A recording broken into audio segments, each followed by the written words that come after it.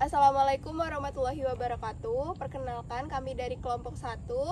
Pada kesempatan kali ini kami akan mengidentifikasi hama dari pohon pisang. Izinkan kami memperkenalkan diri. Perkenalkan, nama saya Desi Aratia dengan NIM 014. Perkenalkan, nama saya Ifoya Sinta Putri dengan NIM 011. Perkenalkan, saya Muhammad Abdul Fakih dengan NIM 250. Perkenalkan, nama saya Aziri Vanilanda dengan NIM 015. Perkenalkan, nama saya Indonesia Rahmita dengan NIM 017. Perkenalkan, nama saya Lisandra Safira dengan NIM 021. Halo, pada kesempatan kali ini kelompok 1 akan membahas 3 hama. Hama yang pertama adalah ulat penggulung daun, yaitu Erionata Thyrax L.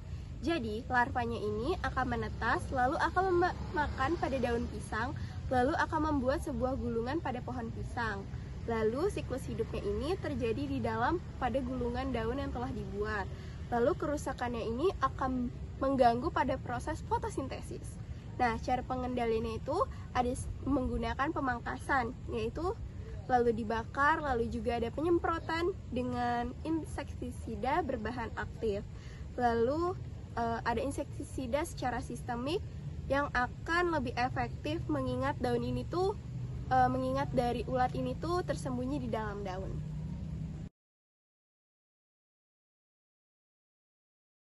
Selanjutnya adalah hama belalang. Belalang adalah salah satu jenis hewan herbivora yang termasuk dalam ordo Orthoptera dengan famili Acrididae. Hewan ini memiliki 2 antena bagian kepala yang jauh lebih pendek dari bentuk tubuh. Belalang merupakan serangga berukuran 45 sampai 55 mm dan 15 hingga 75 mm. Tubuh terdiri atas kepala, dada atau toraks, dan perut atau abdomen. Serangga ini termasuk pemakan tumbuhan dan seringkali merusak tanaman atau hama. Adapun alat mulutnya bertipe penggigit pengunyah. Di gejala serangan pada hama belalang yaitu hama belalang ini menyerang tanaman muda dan tua dengan merusak tanaman bagian daun dan pucuknya. Pada musim kering dapat menyebabkan kerusakan parah. Daun yang dimakan akan berlubang-lubang, tulang daun dan urat-urat daun tidak dimakan. Gejalanya kadang-kadang sulit dibedakan dengan gejala lubang-lubang kerusakan daun oleh serangan ulat daun. Lubang akibat serangan belalang, tepinya bergerigi kasar dan tidak beraturan, sedangkan akibat serangan ulat lebih halus. Pengendalian belalang dapat dilakukan secara mekanis dan fisik dengan mengumpulkan kelompok-kelompok telur. Penangkapan belalang dewasa serta nimfa-nimfanya dilakukan setelah musim penghujan pada malam hari atau pagi hari dengan menggunakan jaring. Pengendalian secara biologi dengan menggunakan parasit seperti parasit telur Scalia javanica, parasit imago dari familia Sarcophagidae.